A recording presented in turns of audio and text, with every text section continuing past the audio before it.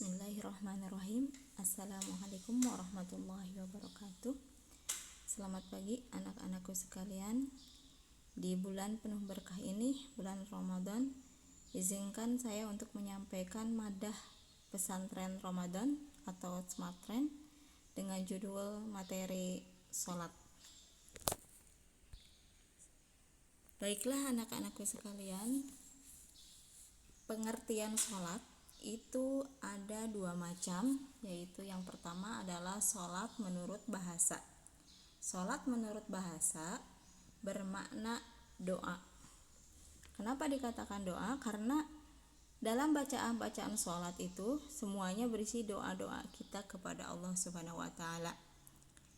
Dan adapun sholat menurut istilah, yaitu salat merupakan suatu ibadah wajib yang terdiri dari ucapan dan perbuatan yang diawali dengan takbiratul ihram dan diakhiri dengan salam, serta ada rukun dan persyaratan tertentu.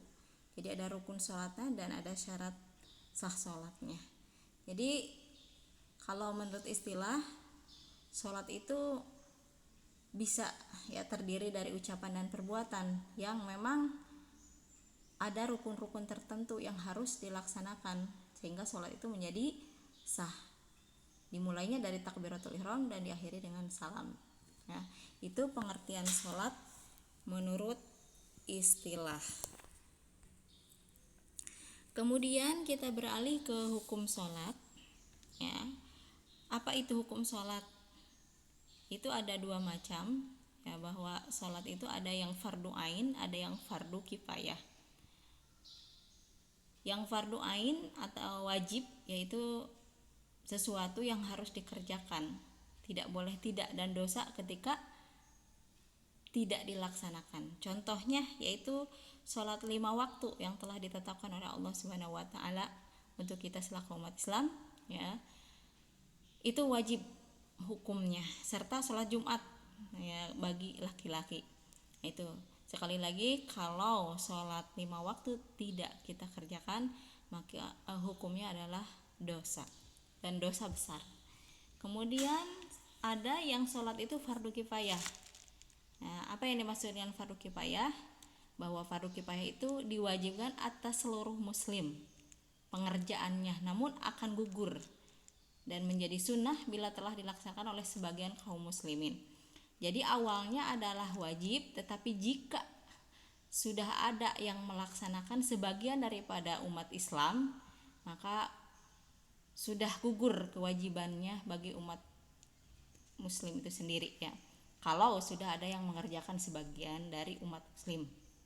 Contohnya sholat jenazah atau sholat Idul Adha, Idul Fitri, Idain, Istighosah dan lain-lain. Itu sholat yang fardu kifayah. Kemudian jangan lupa anak-anakku sekalian bahwa sholat itu adalah tiangnya agama. Dalam sebuah hadis dikatakan bahwa as-sholatu imaduddin faman aqamaha faqad aqamaddin wa man hadamaha faqad hadamaddin. Bahwa sholat itu adalah tiangnya agama.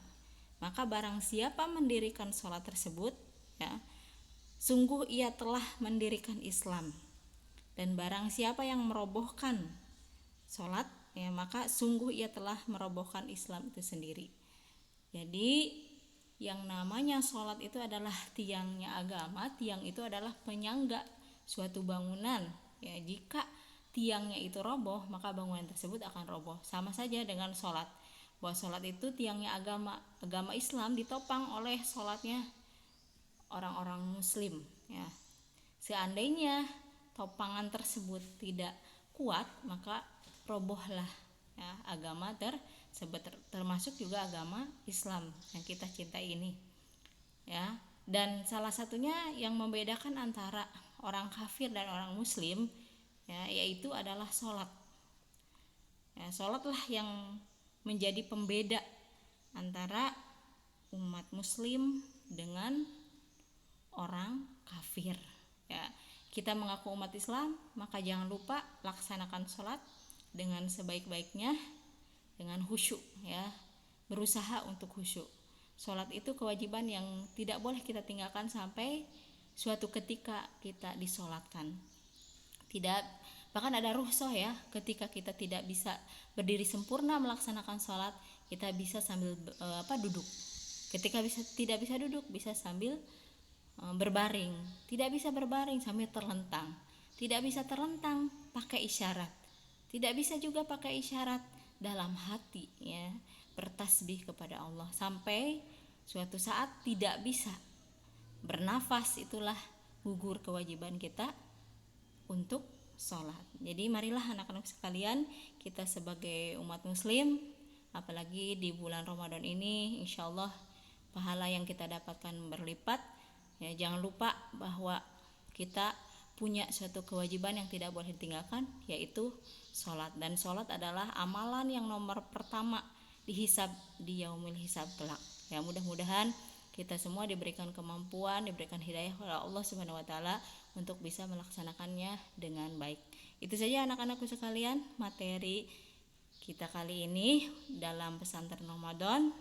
Yang mudah-mudahan dengan disampaikannya materi ini bisa dilaksanakan sholat yang 5 waktu tanpa ada satu yang ketinggalan, tanpa ada bolong-bolong ya istilahnya.